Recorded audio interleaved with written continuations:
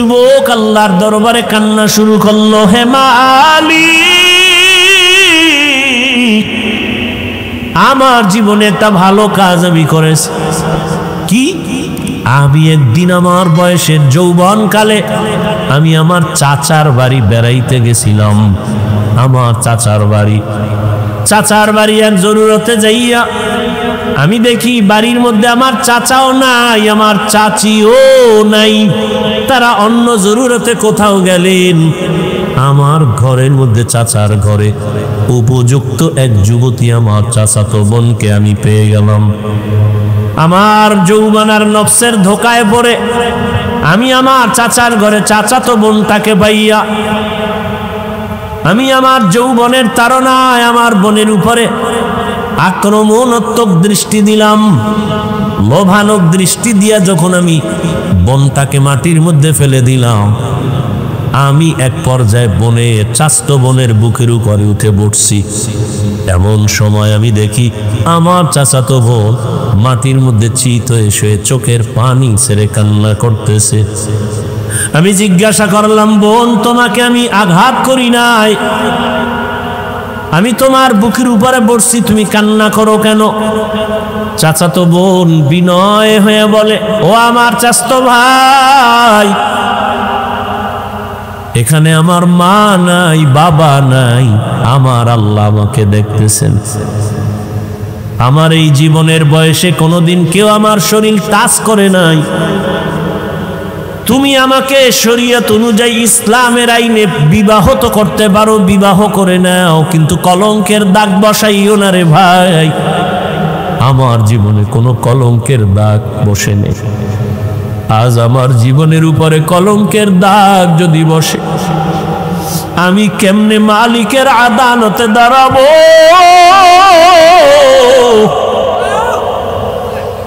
তুমি আমারে দয়া করে মাফ করে দাও। আমার আব্বাকে বলে প্রয়োজনে বিবাহের ব্যবস্থা করব, তারপরেও তুমি আমার কলঙ্কের দাগ দিও না রে ভাই।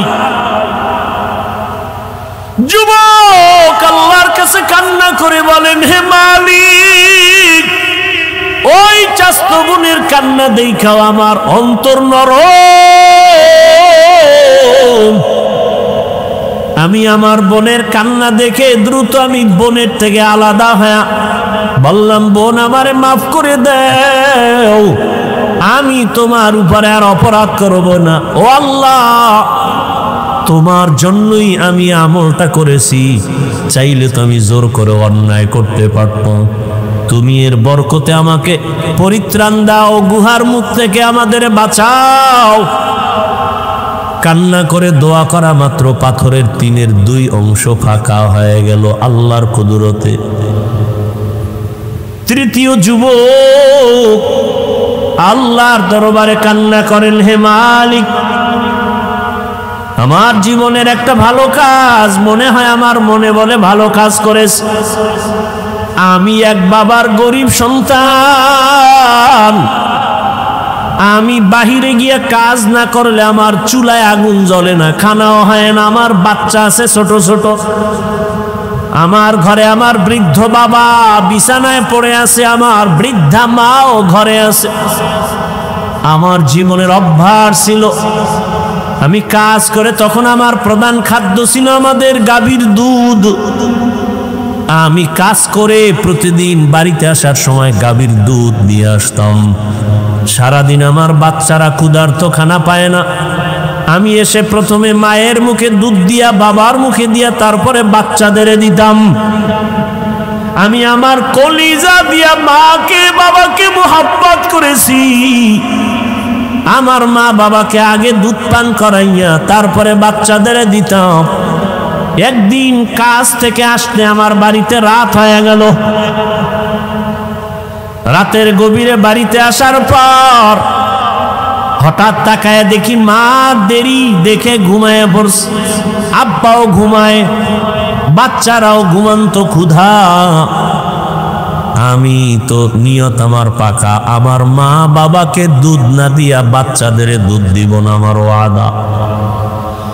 আমি দুধের পেয়ালা নিয়ে ভাবতেছি কি করব, বাচ্চারাও ক্ষুধার্ত, কান্নার আওয়াজ। ওদিকে আমার মা ক্ষুধার্ত কিন্তু ঘুমে। এখন ঘুম থেকে ডাক দিলেও মা কষ্ট পাবে, কাঁচা ঘুম। ওই যুবক বলে, তখন আমি মায়ের আদব আর দোয়া পাওয়ার জন্য আমি দুধের পেয়ালা নিয়ে মায়ের মাথার কিনারায় দাঁড়ায় আছি। আম্মা জান যখন সজাগ হবেন তখন আমি প্রথমে দুধ দিব, গাভীর দুধ পান করবে, তারপরে বাচ্চাদের দিব। আমি দুধের পেয়ালা নিয়ে দাঁড়ানো, মা ঘুমায়, বাবাও ঘুমায়, আমার বাচ্চাগুলো ক্ষুধার যন্ত্রণায় কান্না করে। এক পর্যায়ে বাচ্চাগুলো আমার পায়ের কাছে আইসা কান্না করে আর বলে, বাবা খানা দাও। আমি মাকে না দিয়া বাচ্চাদের দিব না, আমার ওয়াদ আমি দেই না। এক পর্যায়ে তাকায় দেখি ক্ষুধার তৃষ্ণা আমার বাচ্চাগুলো কান্না করে করে মাটির মধ্যে পড়ে ঘুমায় গেছে। রাতের গভীরে আমার আম্মা সজাগ হইয়া তাকায় দেখে আমি সন্তান দুধের পেয়ালা নিয়ে মায়ের কিনারায় দাঁড়ান। মা তাকায় বলে, বাবা তুমি কি ঘুমাও নাই? আমি বললাম, মা তোমাকে আমি না খাওয়ায় কেমনে ঘুমাবো, আমার চোখে ঘুম আসবে না, কারণ তুমি আমাকে গর্ভে নিয়ে কত রাত ঘুমাইতে পারো নাই রে মা, কত কষ্ট করেছো। আমার মতো সন্তানটা তুমি গর্ভে রেখে খাইতে পারো নাই, ঘুমাইতেও পারো নাই রে মা। আমার চামড়া খুলিয়া জুতা বানাইলে তোমার ঋণ আদায় হবে না। ও মা তোমাকে না খাওয়াই আমি কেমনে ঘুমাবো? আমার চিন্তায় তুমি কত রাত ঘুমাইতে পারো নাই রে মা। আমার অসুস্থতার কারণে তোমার ঘুম চোখে আসে নাই রে মা। তোমারে আমি ক্ষুধার্ত রাইখা কেমনে ঘুমাই? তোমার জন্য দুধের পেয়ালা নিয়ে দাঁড়ানো। হঠাৎ আম্মা জান তাকায় দেখে আমার পায়ের কিনারে আমার বাচ্চাগুলো কান্না করে করে ঘুমিয়ে পড়েছে।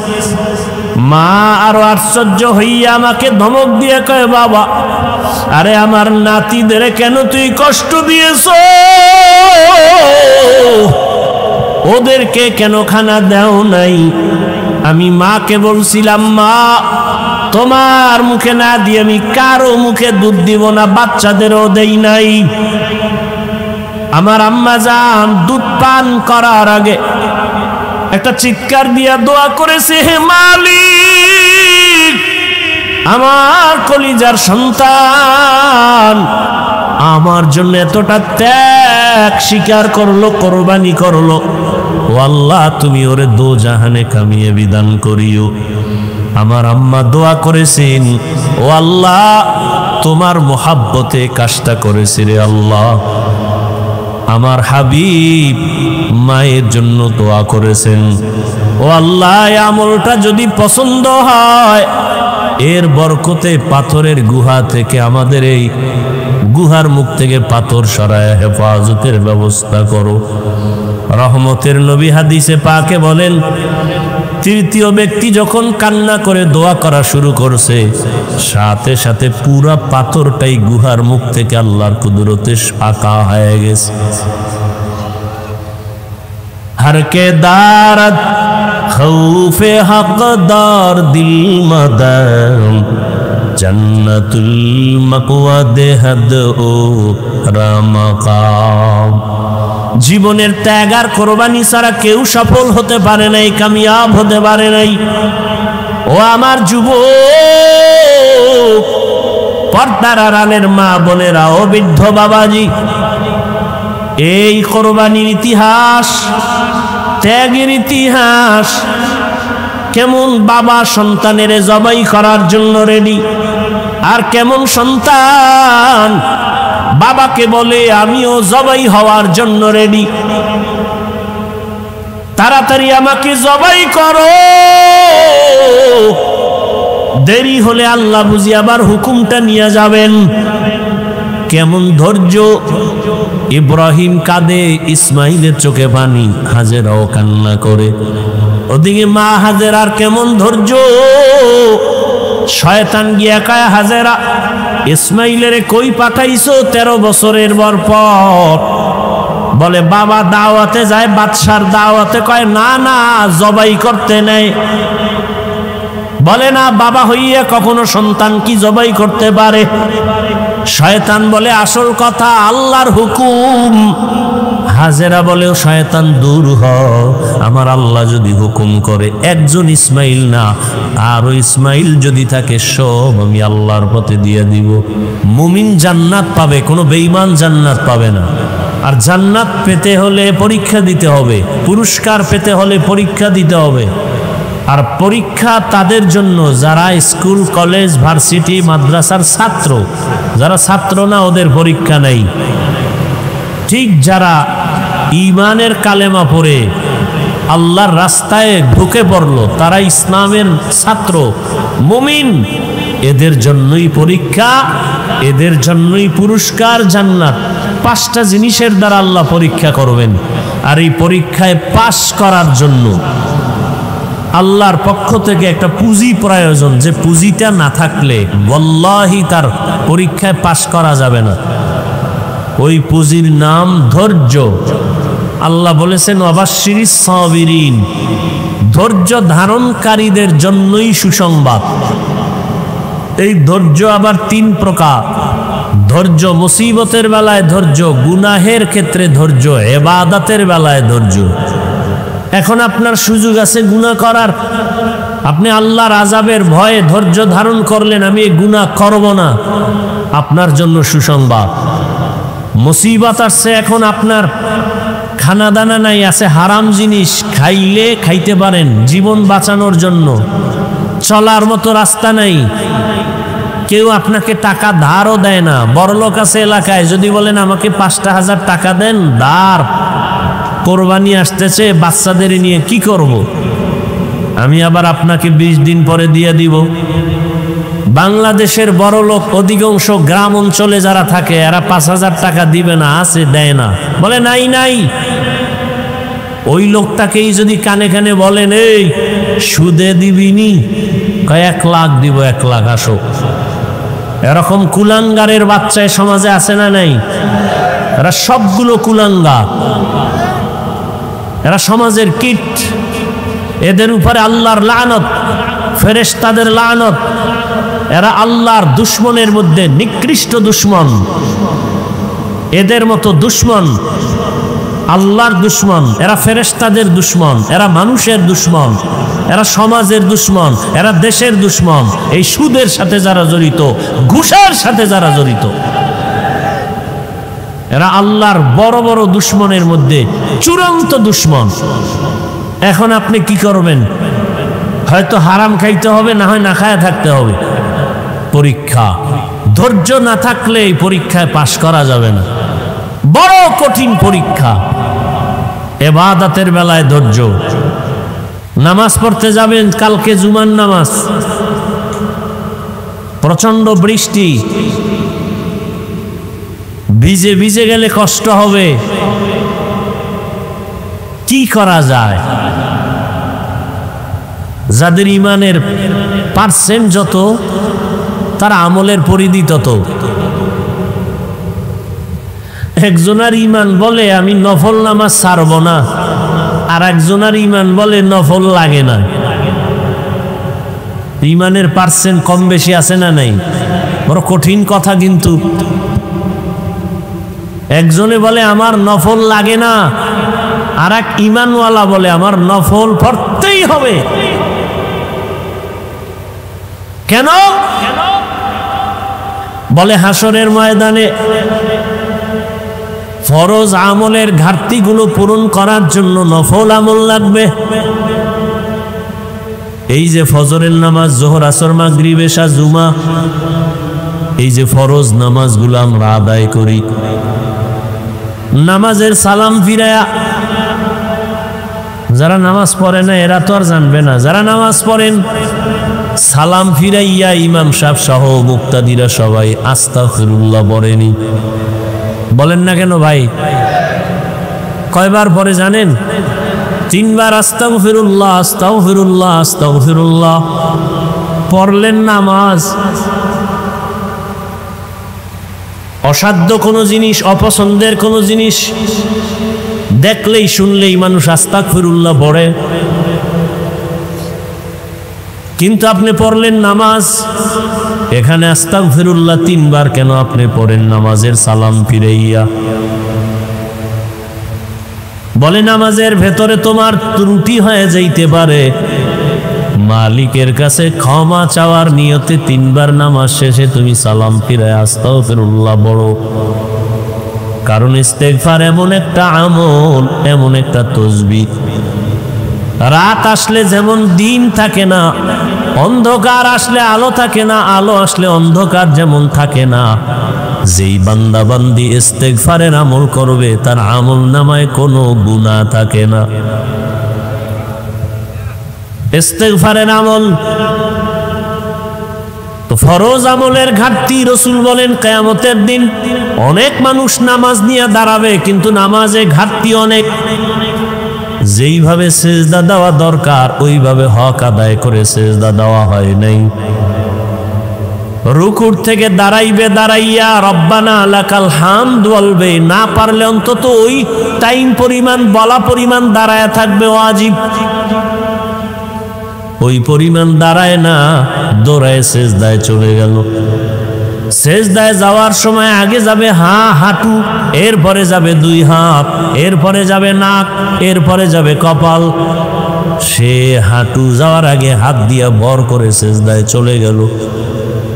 সেজদা দিয়া তাসবিহ পড়বে, আবার ওইটা বসবে, বসার পরে দোয়া আছে দোয়া পড়বে, না পারলে চুপচাপ বসে থাকবে, এরপরে আবার সেজদা করবে। যেইভাবে সেজদা করার প্রয়োজন সেইভাবে হক আদায় করে নাই। কিয়ামতের ময়দানে আল্লাহ যদি মাফ করে দেন, ওই ফরজ আমলের ঘাটতিগুলো পূরণ করার জন্য নফল আমলের প্রয়োজন হবে। নফল আমলের প্রয়োজন। এই জন্য কোন ঈমানওয়ালা বলে আমি নফল ছাড়ব না, তাহাজ্জুদ ছাড়ব না, ইশরাক ছাড়ব না, আওয়াবিন ছাড়ব না। আর একদল মুমিন বলে ঈমানের হালাত বলে আমার নফল পর্ব দূরের কথা, নফল লাগেই না। এরকম বহু ঈমানওয়ালা, ধৈর্য না থাকলে সম্ভব না। আল্লাহ বলেন ধৈর্য ধারণকারীদের জন্য সুসংবাদ 2টা। একটা মহা সুসংবাদ দুনিয়ার জমিনে আমি দিব, আর একটা মহা সুসংবাদ পরকালে আমি দিব। দুনিয়ার সুসংবাদ হলো অধৈর্য ধারণকারীর দল, আমি আল্লাহ নিজে তোমার বন্ধু হয়ে থাকব। ইয়া আইয়ুহাল্লাযীনা আমানু ইসতাঈনু বিস-সাবরি ওয়াস-সালাহ ইন্নাল্লাহা মা'আস-সাবিরিন। ধৈর্য ধারণকারীরা সুসংবাদ নেও, আমি আল্লাহ তোমার বন্ধু হয়ে গেলাম, কোনো চিন্তা নাই। আর একটা সুসংবাদ তোমার পরকালে, ইন্নামা ইউওয়াফাস সাবিরুনা আজরাহুম, ইন্নামা ইউওয়াফাস সাবিরুনা আজরাহুম বিগাইরি হিসাব।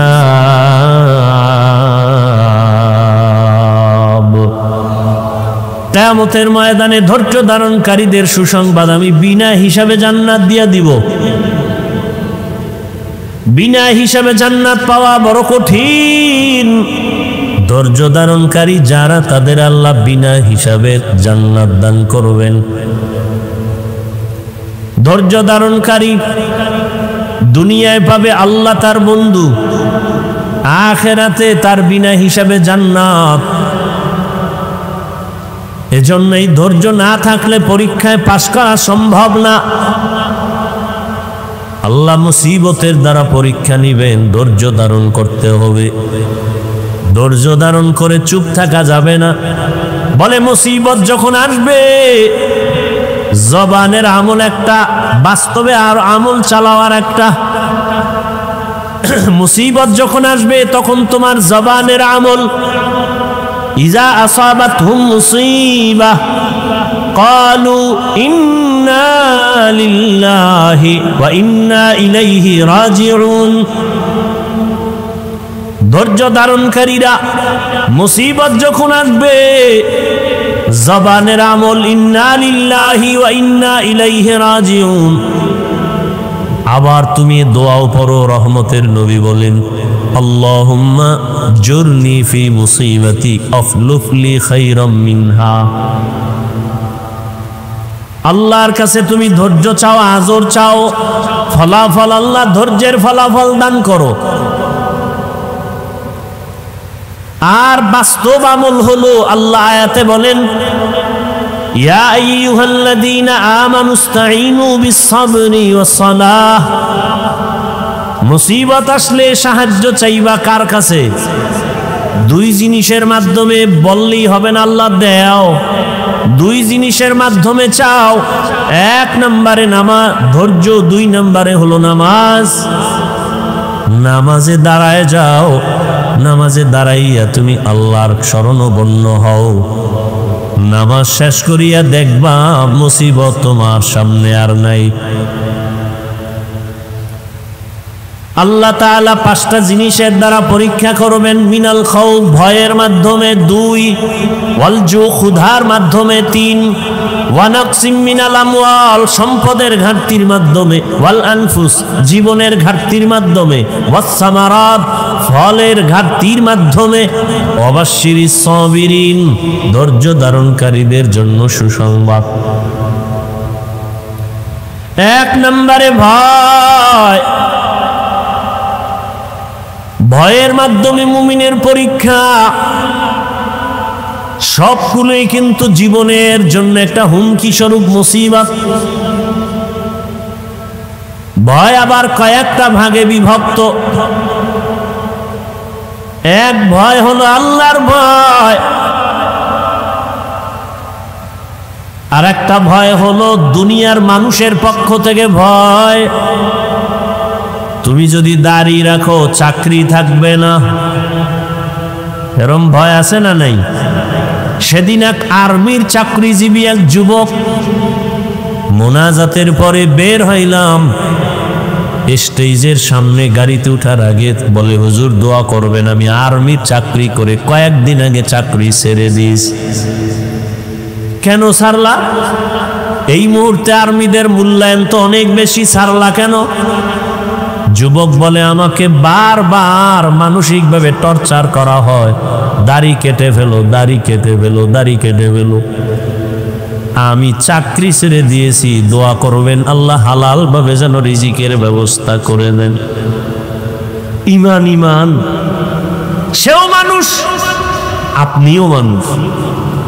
এখানে আমরা যারা বসে আছি সবাই আমরা মুসলমান। আপনাদের আল্লাহ আমার আল্লাহ দুইজন না এক?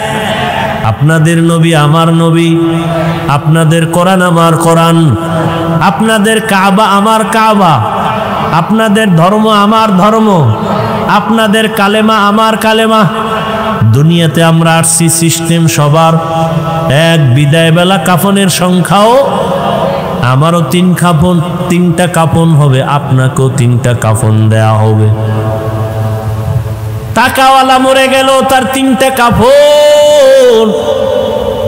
রিক্সা ড্রাইভার মরে যাবে, তাকেও তিন কাফন। টাকাওয়ালার সম্মানে একটা কাফন কেউ বাড়াবেও না। গরিব হওয়ার কারণে কেউ মরে গেলে একটা কাফন কেউ কমাইয়াও দিবে না। কাফনের সংখ্যাও কয়টা বলেন? পুরুষের তিনটা, মহিলাদের পাঁচটা। কালার কি হবে? আলাদা আলাদা। আমাদের হুজুরদের কাফনের কালার একরকম, আপনাদের কালার আর এক রকম।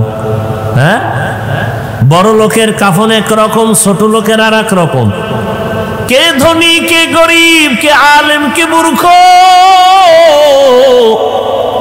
কে ডাক্তার, কে রোগী, কে ইমাম, কে মুক্তাদি, কে বড় লোক, কে ছোট লোক। যতই বাহাদুরি করি না কেন, সাদা কাফনে যেদিন ঢুকবো সব বাহাদুরি বন্ধ হয়ে যাবে। সবার কাফনের কালারও এক। কি কালার? আপনারা কালার লইয়াও কিলেকিলি করেন, এমন সোনার বাংলাদেশ। কালার লইয়াও মারপিট করে, কে সবুজ পরলো, কে কালো পরলো, কে সাদা পরলো, এ নিয়েও ঝগড়া চলে, আছে না নাই? এরে আল্লাহর বান্দারা, আমাদের কাফনের সংখ্যা এক, কালার এক, কবরের সাইজও কিন্তু এক। কবরে রেখে সব চলে যাওয়ার পরে কবরের প্রশ্ন হবে কয়টা বলেন? সবার বেলা এক না আলাদা আলাদা?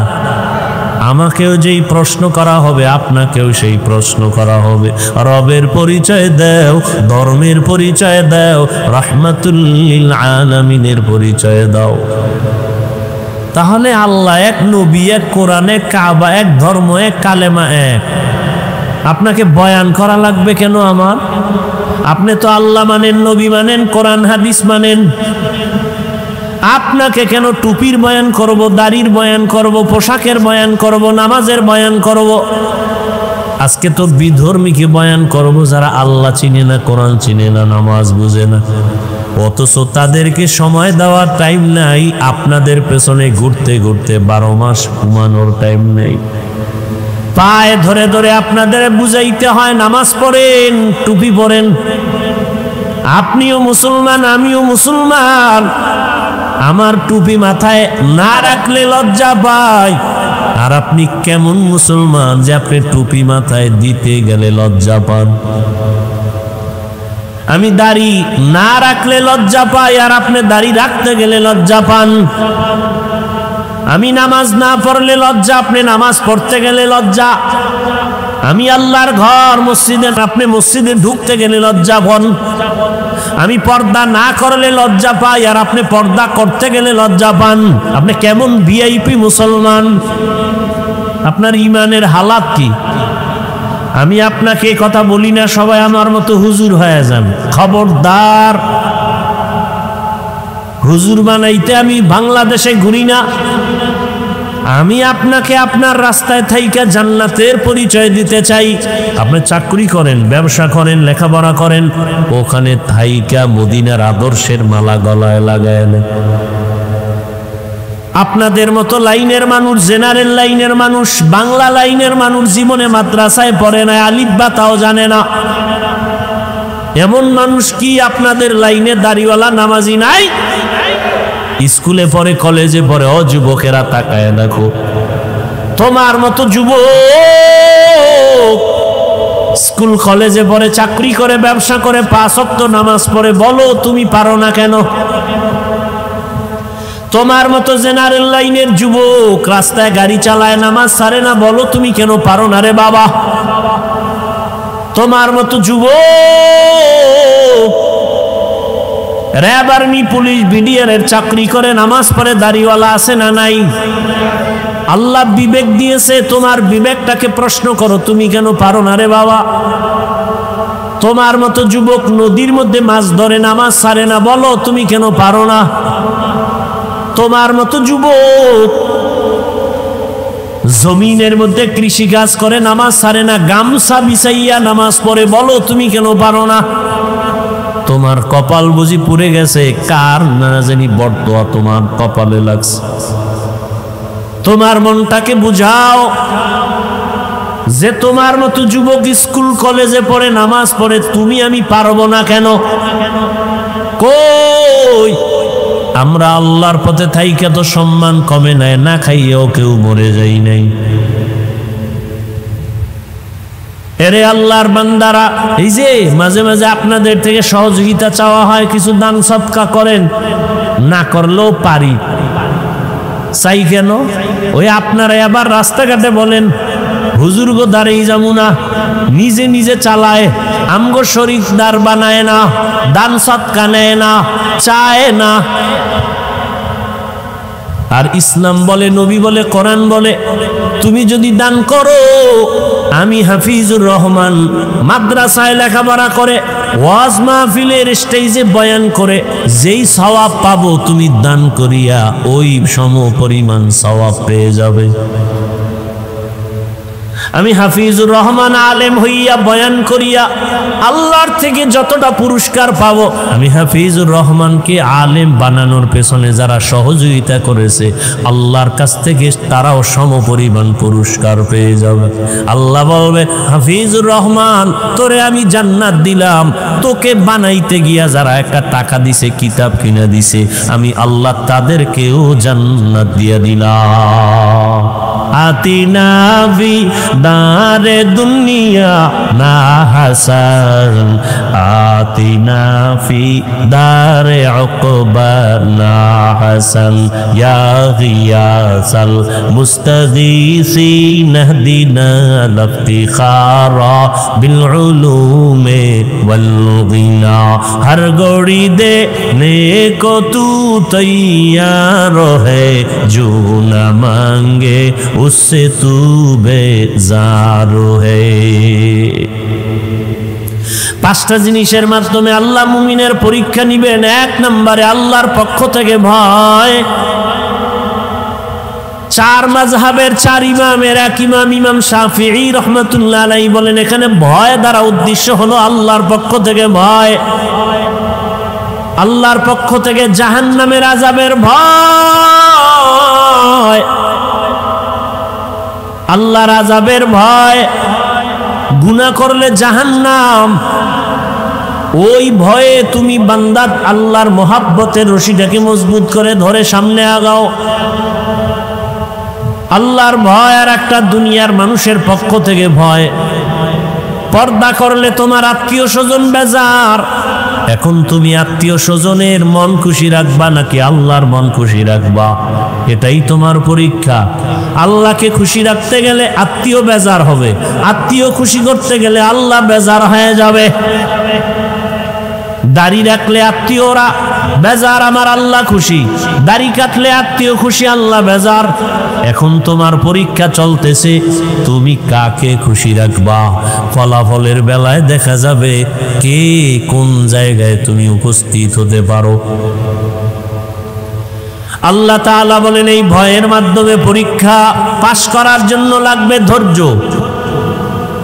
يا أيها الذين آمنوا اصبروا وصابروا ورابطوا واتقوا الله لعلكم تفلحون। ধৈর্যের বড় দাম। আল্লাহ তাআলা বলেন, সব মানুষ জাহান্নামে যাবে, চার গুণওয়ালারা জান্নাতে যাবে। ওয়াল আসরি ইন্নাল ইনসানা লাফি খুসর ইল্লাল্লাযীনা আমানু ওয়া আমিলুস সালিহাত ওয়া তাওয়াসাউ বিল হক ওয়া তাওয়াসাউ বিস সাবর। ধৈর্য বড় দামি এক গুণের নাম। চার গুণওয়ালারা জান্নাতে যাবে। ওয়াল আসরের সূরা আল্লাহ বলেন সব মানুষ জাহান্নামে যাবে, চার গুণওয়ালারা জান্নাতে যাবে। এর মধ্যে চতুর্থ গুণ হলো ধৈর্য ধারণ করলেওয়ালারা। ধৈর্য বড় দামি এক সম্পদ। আল্লাহ তাআলা ধৈর্যের বড় সম্মানের বয়ান করেছেন। আজকে আমাদের মধ্যে ধৈর্য নাই, যে কারণে আমরা অনেক ক্ষেত্রে সামনে আগাইতে গিয়ে অনেক পেছনে পড়ে যাই। ধৈর্যের পরীক্ষা দিলেন, একটু আগে বয়ান করলেন কোরবানির বয়ান। ইতিহাসের পৃষ্ঠায় ধৈর্যের পরীক্ষা দিলেন আমার রহমতের নবী। ধৈর্যের পরীক্ষা দিলেন আইয়ুব নবী, ধৈর্যের পরীক্ষা দিলেন ইসমাইল নবী, ধৈর্যের পরীক্ষা দিলেন ইসমাইল নবীর মা হাজেরা, ধৈর্যের পরীক্ষা দিলেন বেঈমান ফেরাউনের স্ত্রী আসিয়া। সারা রাত শুধু ধৈর্যের বয়ান চলতে থাকবে, শেষ হবে না। মায়ার নবী কেমন ধৈর্যের পরীক্ষা দিলেন। দুনিয়াতে আসার আগে বাবা হারাইলেন, দুনিয়াতে এসে একবার আব্বা বলে ডাক দিতেও পারলেন না, চেহারা দেখবে দূরের কথা। কেমন ধৈর্যের পরীক্ষা। 6 বছরে দুঃখিনী মাকেও হারায় ফেললেন আমার নবী। আবার এমন এক পরিবেশে আসছেন, চতুর্দিকে শুধু দুশ্মন। নবীর ডানে দুশ্মন, বামে দুশ্মন, চতুর্মুখী দুশ্মন নবীরে মারার জন্য রেডি। যেই নবী দোয়া করলে কবুল হয়ে যায়, উহুদ পাহাড় স্বর্ণ বানায় দিলে আল্লাহ চাইলেই দিতেন। নবী বলে না না, আমি গরিবী হালাতে থাকতে চাই, গরিবী হালাতে মরতে চাই, আমি গরিবদের সাথে কিয়ামতের দিন উঠতে চাই। নবী বলেন ও গরিবেরা, বড় লোকের বাড়ি গাড়ি দেখা টাকা পয়সা দেখা আফসোস করিস না, কিয়ামতের দিন কঠিন সময়, বড় লোকের 500 বছর আগে গরিবেরা জান্নাতে চলে যাবে। রহমতের নবী বলেন আমি কতটাই যে গরিব, আমার পেটের ক্ষুধা খানা নাই, পাথর বেঁধে আমি দ্বীনের প্রচারণা চালাইছি। কেমন ধৈর্যের পরীক্ষা দিছেন আমার নবী, একদিন দুদিন না 3 বছর পর্যন্ত শিয়াবে আবু তালিবের মধ্যে আমার রসুলকে গৃহবন্দী করে রাখছে। ওই মক্কার বেঈমানেরা নবীরে পানিও দেয় না, খানাও দেয় না। রহমতের নবী আমার গাছের পাতা ছিঁড়ে ছিঁড়ে চাবায় চাবায় খায় আর পেটের ক্ষুধা নিবারণ করে। মিনাল খাউফি ওয়াল জু, এক পরীক্ষা আল্লাহর ভয়, দ্বিতীয় পরীক্ষা ক্ষুধা। ইমাম শাফিঈ রাহমাতুল্লাহ আলাইহি বলেন এখানে ক্ষুধা মানে হলো রোজা। রোজাদার সারাদিন না খাওয়ার কষ্ট কেমন, গরিবেরা না খাইয়া কষ্ট করে কেমন, এটা তুমি রোজা রাইখা উপলব্ধি করো। পরীক্ষায় যদি পাশ করতে চাও ধৈর্য ছাড়া সম্ভব হবে না। হাদিসে পাকের মধ্যে আসহাবে রকিম নামে একটা ঘটনা আছে, বলবো? অনেকে আপনারা জানেন, তারপর আমি অল্প টাইমে বলে ফেলবো। আসহাবে রকিম আল্লাহর দ্বীন হেফাজতের জন্য জালেমের ভয়ে এলাকার থেকে হিজরত করে 3টা যুবক সন্তান কোথাও রওনা হয়েছে। রাস্তা দিয়ে যাচ্ছে পাহাড়িয়া জঙ্গল, এক এলাকায় যাইয়া হঠাৎ করে মুষলধারে বৃষ্টি শুরু হয়ে গেল। এত পরিমাণ বৃষ্টি, কোথায় যাবে, রাস্তায় দাঁড়ানোর উপায় নাই, পার্শ্বে পাহাড়, পাহাড়ের গুহায় তারা ভেতরে ঢুকে আশ্রয় নিল। ওই 3টা যুবক পাহাড়ের গুহায় আশ্রয় নিয়া ভেতরে অপেক্ষা করে বৃষ্টি কমে যাবে, এরপরে বের হব। কিন্তু আল্লাহর পরীক্ষা, একটা বড় পাথর আইসা পাহাড়ের গুহার মুখের মধ্যে পড়ে আটকায় দিল। এত বড় বিশাল পাথর, ধাক্কা দিয়াও নাড়ানো যাবে না। কি করা যায়? এক তো বৃষ্টির মুসিবত, আর একটা হলো গুহার ভেতরে অন্ধকারের মুসিবত, আর একটা মুসিবত হলো সামনে পাথর আটকায় দিছে, এত বিশাল পাথর নাড়াচাড়া করা যায় না, আর এক মুসিবত। আল্লাহ বলেন আমি যারে বেশি মহব্বত করি তারে মুসিবত দিয়ে পরীক্ষা নিব, রসুলের হাদিস। আর মুসিবত যখন আসবে জবানের আমল করো। ইজা আসাবাতহুম মুসিবা ক্বালু ইন্না লিল্লাহি ওয়া ইন্না ইলাইহি রাজিউন। অন্ধকারে গুহার মধ্যে বসে পেরেশান হয়ে গেলেন, কি করি, কোথায় যাব? কাউকে টেলিফোন করার কোনো সুযোগ নাই, টেলিফোনও নাই, থাকলেও করতে পারবে না। এমন এক গুহার মধ্যে ঢুকছে, নেটওয়ার্ক থাকবে না, আবার আলো নাই, অন্ধকার, বাহিরের আলো যাও আসবে, কিন্তু পাথর এসে আটকায় দিল। আবার বাহিরে প্রচন্ড মুষলধারে বৃষ্টি চলে। এক পর্যায়ে তারা নিরুপায় হইয়া পরামর্শ শুরু করলো, কি করা যায়, কি করা যায়। একজনে বলে আমার আপনার তো 3 জনে হিসাব করে দেখো জীবনে কোনো ভালো কাজ করছো কিনা বল। একজনে কে হ্যাঁ আমার একটা ভালো কাজ জীবনে করছি, সবই আকাম করছি, তবে একটা ভালো কাজ আমার মনে হয় করেছি। বলে ভালো কাজের ওসিলা দিয়া মালিকের সামনে সিজদায় পড়ে চোখের পানি ছেড়ে কান্না কর। আমার মালিকের যদি ডাক দাও আল্লাহ পাক রাস্তা খুলে দিবেন। আম্মা ইউজিবুল মুজতাররা ইযা দাআহ, বান্দা যখন মুসিবতে পড়ে আমার মালিকের ডাক দেয়, আল্লাহর কোরআন বলে আল্লাহ তার মুসিবত থেকে তাকে পবিত্রতা অর্জন করার রাস্তা খুলে দেন। তিনটা যুবক পরামর্শের মাধ্যমে সিদ্ধান্ত এক হয়ে গেল, হ্যাঁ যার যার জীবনের ভালো কাজ যদি থাকে ওই কাজের ওসিলা দিয়া মালিকের ডাকো আর কান্না করো। প্রথম জন বলে আমার এক ভালো কাজ আছে, দ্বিতীয় বলে আমারও জীবনের একটা ভালো কাজ আছে, আর একজন বলে আমারও ভালো কাজ আছে। এক যুবক চোখের পানি ছেড়ে কান্না করে আর ভালো কাজের ওসিলা দিছে। কি তোমার ভালো কাজ? বলে আমার ভালো কাজ হলো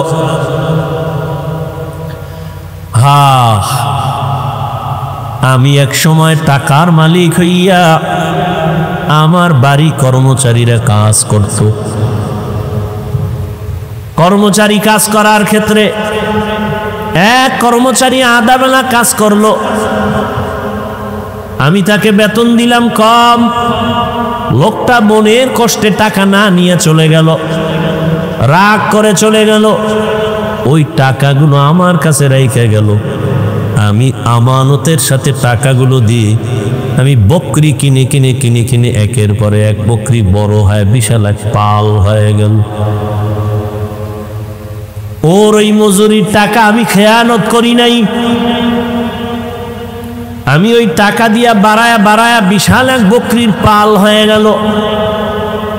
কোনো একদিন ওই কর্মচারী এসে বলে আমার টাকা দাও। আমি চাইলে ওর ওই অতটুকু টাকাই দিতে পারতাম, কিন্তু না। মালিকের দরবারে কাঁদেন আর বলেন, হে মালিক,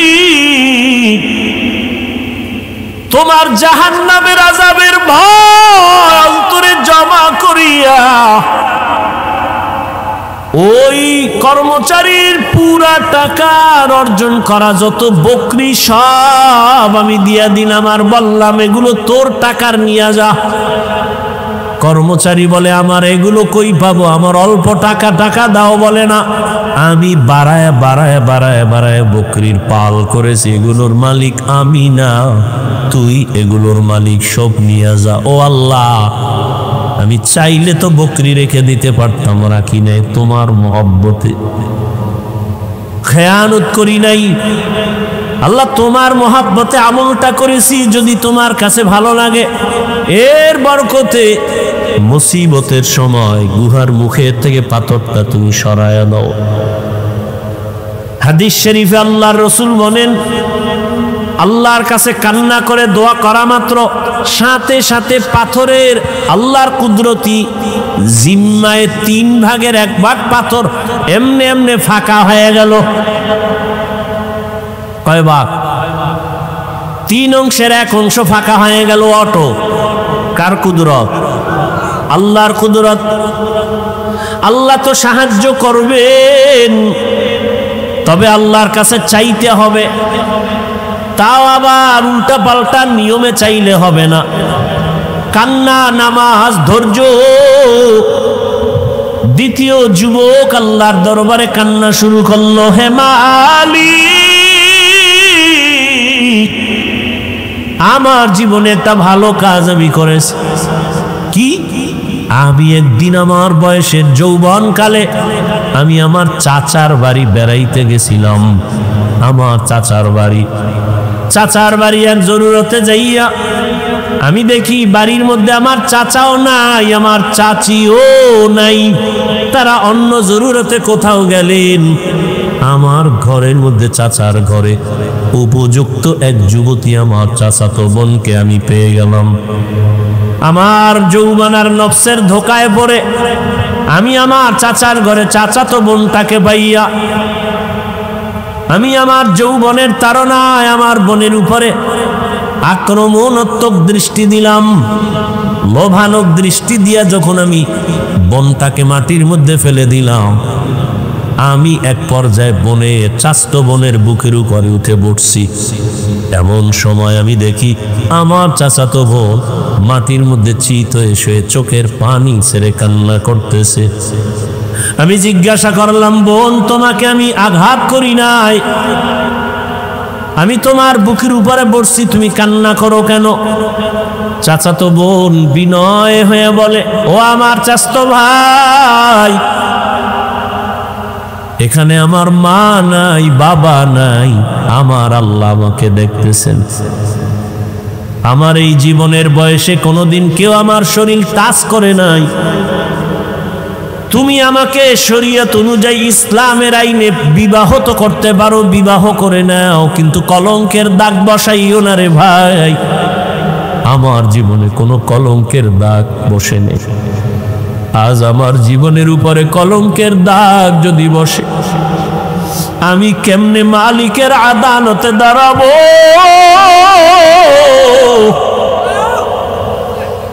তুমি আমারে দয়া করে মাফ করে দাও। আমার আব্বাকে বলে প্রয়োজনে বিবাহের ব্যবস্থা করব, তারপরেও তুমি আমার কলঙ্কের দাগ দিও না রে ভাই।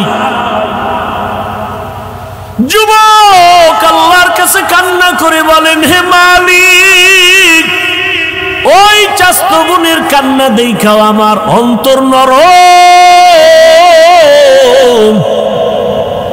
আমি আমার বোনের কান্না দেখে দ্রুত আমি বোনের থেকে আলাদা হয়ে বললাম, বোন, আমারে মাফ করে দাও, আমি তোমার উপরে আর অপরাধ করব না। ও আল্লাহ, তোমার জন্যই আমি আমলটা করেছি, চাইলে তো আমি জোর করে অন্যায় করতে পারতাম।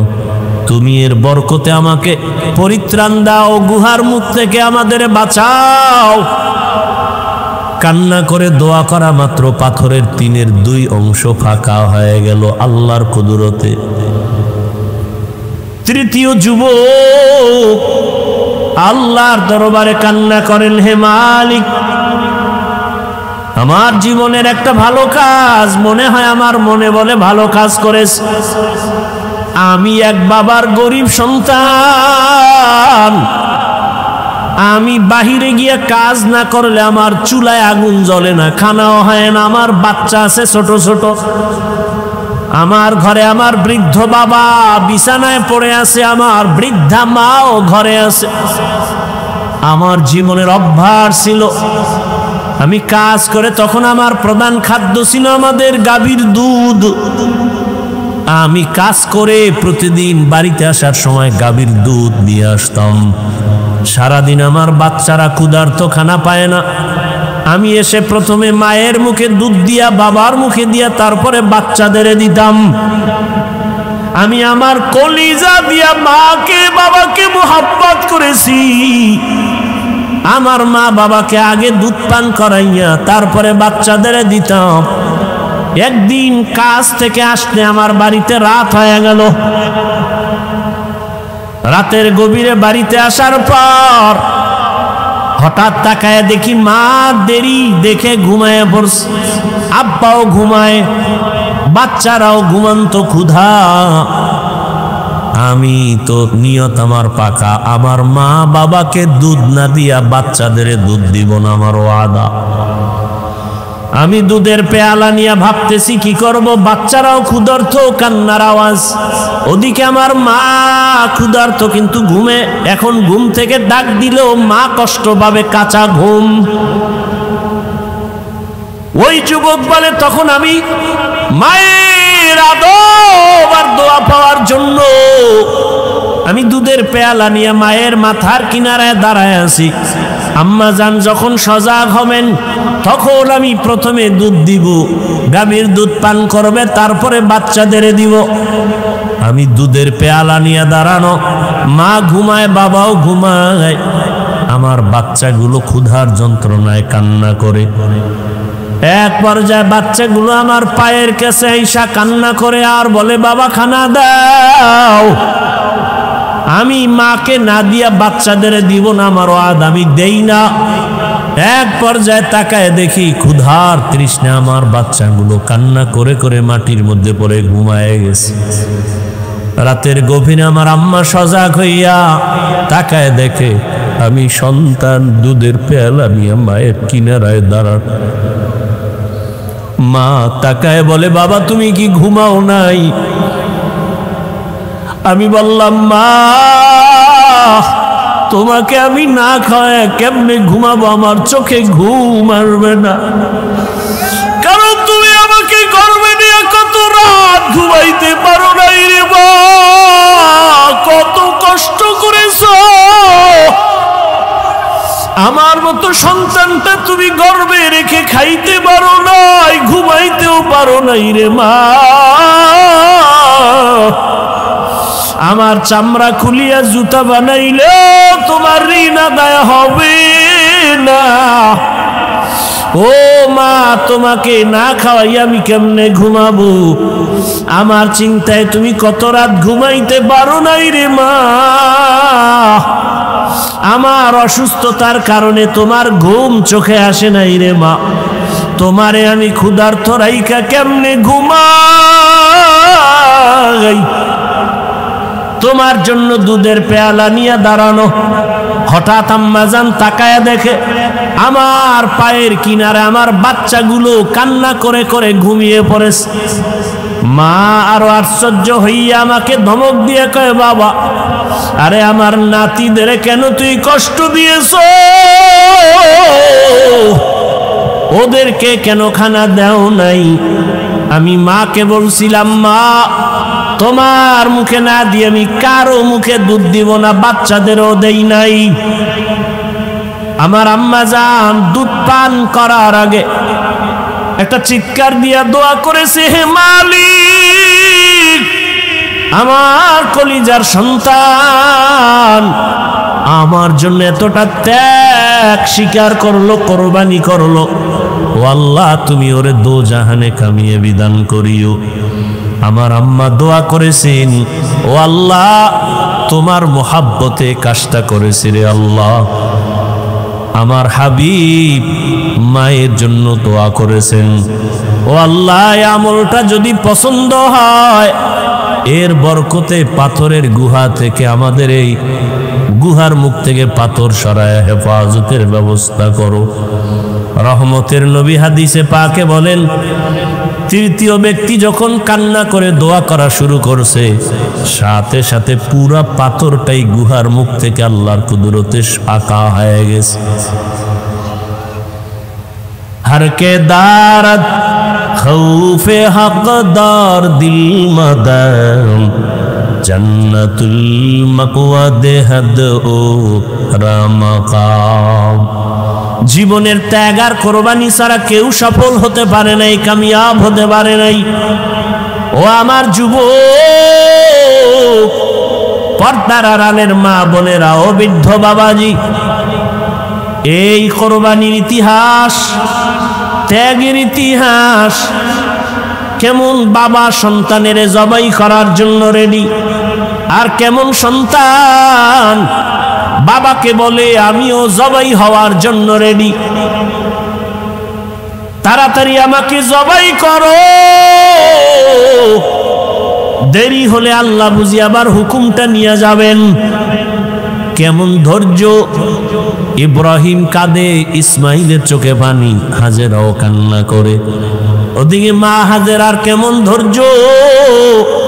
শয়তান গিয়া কায়, হাজেরা ইসমাইলের কই পাঠাইছো 13 বছরের পর? বলে বাবা দাওয়াতে যায়, বাদশার দাওয়াতে। কয় না না, জবাই করতে নেয়। বলে না, বাবা হইয়া কখনো সন্তান কি জবাই করতে পারে? শয়তান বলে আসল কথা আল্লাহর হুকুম। হাজেরা বলেও শয়তান দূর হ, আমার আল্লাহ যদি হুকুম করে একজন ইসমাইল না আরো ইসমাইল যদি থাকে সব আমি আল্লাহর পথে দিয়ে দিব। কেমন ধৈর্য ধারণকারিনী আম্মা জান ইসমাইল নবীর মা হাজেরা।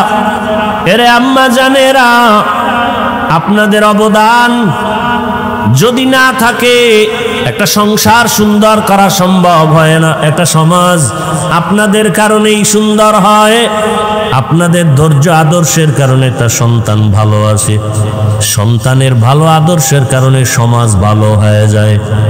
অতএব কোরবানির ঘটনা থেকে ত্যাগের শিক্ষা, আল্লাহর মুহাব্বত, আদিকে আবার আল্লাহর জাহান্নামের আযাবের ভয়, ক্ষুধার তৃষ্ণা, আল্লাহ তাআলা পরীক্ষা নিবেন, ধৈর্যের মাধ্যমে পরীক্ষায় পাশ করতে হবে। ও আল্লাহর বান্দারা, কত গালি কত কিছুই শুনলাম, এরপরও আল্লাহর মুহাব্বতে টুপি বালাই না, দাড়ি বালাই না। চাইলে আজকে তোমার মতো প্যান্ট শার্টটাই লাগায় দাড়ি কেটে রাস্তায় ঘুরলে কে আমাদের বাধা দিত? মাদ্রাসায় পড়েছি, চাকরি নাই, ব্যবসা নাই, সার্টিফিকেট নাই সরকারিভাবে, এরপরেও কেন এই পথ ছাড়ি না? গালাগালি শোনার পরেও কেন ছাড়ি না? একমাত্র কারণ আল্লাহর কোরআন সত্য, নবীর কথা সত্য। গুনাহ নিয়ে যারা কবরে যাবে তাদের আযাব হবে জাহান্নাম, তাও সত্য। নেক আমলওয়ালাদের জন্য জান্নাত, তাও সত্য। এই চিন্তা ভাবনা করে আল্লাহর মুহাব্বতে নামাজ রোজা ধরে ফেললাম। রিজিকের মালিক আমার আল্লাহ, ইজ্জতের মালিক আল্লাহ, সম্মানের মালিক আল্লাহ, হায়াতের মালিক আল্লাহ। ও যুবক, এখনো সময় আছে ইসমাইল নবীর আদর্শের মতো ধৈর্য ধারণ করে আল্লাহর মুহাব্বতের রশি গলায় লাগাও। মা বাবার দোয়া নিয়া, শিক্ষকের দোয়া নিয়া, ওলামায়ে কেরামের পরামর্শ নিয়ে নবীর আদর্শ মেনে চলবা। জীবনে কত শখ মিটাইয়া গুনাহ করলা, মনে চাইছে নামাজ পড়বা না, পড়ো নাই, মনে চেয়েছে দাড়ি কাটবা, কেটে ফেলেছো, মনে চাইছে পার্কে পার্কে ঘুরবা, ঘুরেছো, এখনো কি তোমার শখ মিটে না? সারা রাত মোবাইলে গুনাহ করবা, করেছো, এখনো কি তওবা করবা না? কয়দিন আর দুনিয়ায় বাঁচবা? তোমার আমার চোখের সামনে কত যুবকের লাশ, গাড়ির নিচে, পানির নিচে যুবকের লাশ। কয়দিন আর দুনিয়া বাঁচবারে বাবা? এখনো সময় আছে, তওবা করে নাও, মা বাবার দোয়া নাও, শিক্ষকের দোয়া নাও, উলামায়ে কেরামের দোয়া নাও। আর নামাজ ছাড়বা না, দাড়ি কাটবা না, বেপরদায় চলবা না, মা বাবার সাথে বেয়াদবি করবা না। বৃদ্ধ বাবাজিরাও আল্লাহর কাছে ইব্রাহিম নবীর মতো ত্যাগী হইয়া আমল ধরে ফেলেন। আপনার মতো কত বুড়ারা মসজিদে গিয়া নামাজ পড়ে, আপনি কেন পারবেন না? আম্মা জানেরা, আপনার মতো কত মা এখনো আছে, পর্দা করে, স্বামীর মাল হেফাজত করে, নামাজ পড়ে, বেপর্দায় চলে না, মোবাইলে সময় নষ্ট করে না। আপনারা কেন পারবেন না? আল্লাহর কাছে তওবা করেন, আল্লাহকে মনে মনে বলেন, হে আল্লাহ, আর নামাজ ছাড়বো না, দাড়ি কাটবো না, বেপর্দায় চলবো না। ও যুবক বাবার, আল্লাহর কাছে যদি তওবার নিয়ত থাকে, অন্তরে কোনো মুনাফিকি না থাকে, খাঁটি তওবার নিয়ত যদি থাকে, দুটো হাত আল্লাহকে দেখাইয়া দাও। আয় আল্লাহ, হাতগুলো কবুল করে নেন, তওবা কবুল করে নেন, তওবার উপরে মজবুত হইয়া চলার মতো তৌফিক দান করেন, আমিন।